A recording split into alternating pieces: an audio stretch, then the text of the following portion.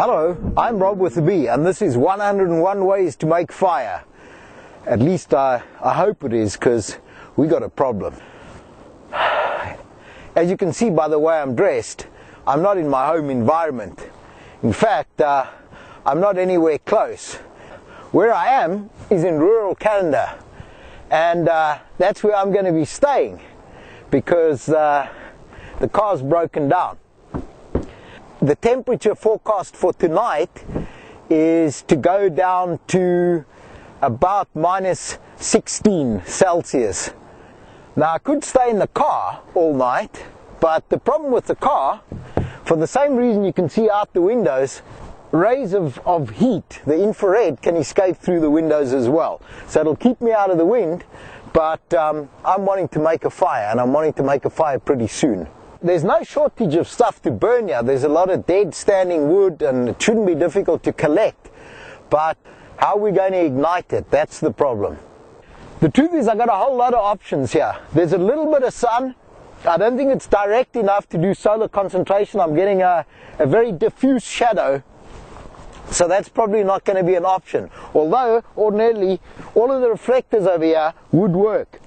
The headlight bulbs, if I can fill them up with water or some other liquid that I may have handy, I should be able to form a small magnifying glass. I spent a little bit of time trying with friction fire. Problem is, I'm not in my home territory here.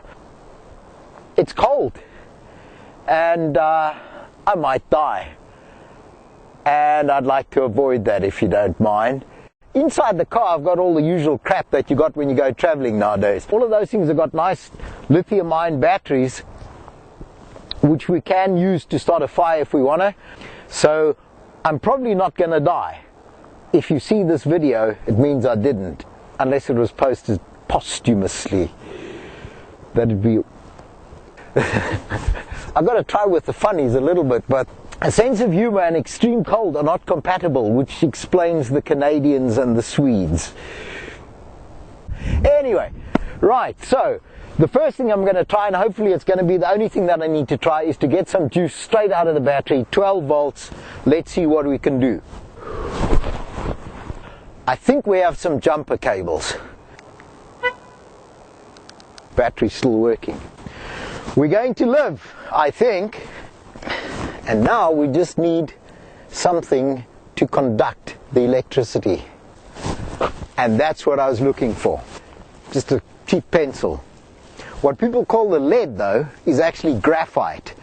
Graphite is a conductor of electricity, but not a very good conductor. That inefficiency means that the electrons are going to sort of like, get crowded in to that little conductor and bump against each other and heat up. That's the scientific explanation. Let's see if this is going to work.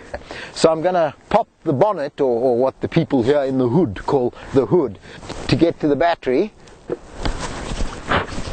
Of course, now we need something to burn, preferably not the car.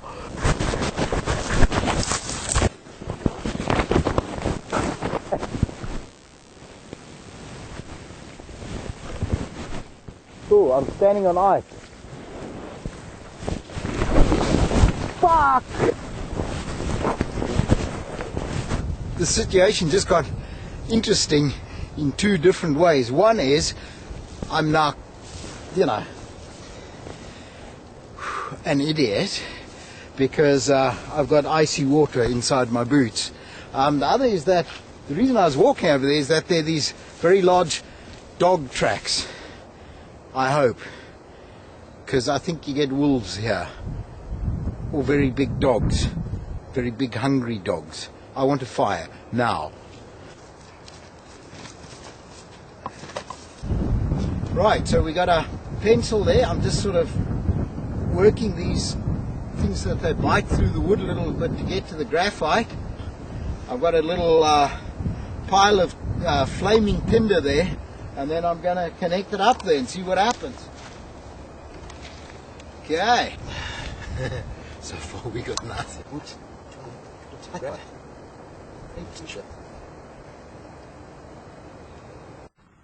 Shit, I'm running out of time here. Okay. Problem is we're not getting the clips, the copper clips there to engage, and what I'm going to do is just shave the pencil a little bit so that we get direct contact with the graphite of the pencil, and I hope that's going to work. There we go. Okay, so this is not getting hot at all. We failed. I don't know what the problem is. Maybe it's not graphite in these particular weird Canadian imported from China pencils, but it didn't work. We don't have fire. We're going to die. Good night.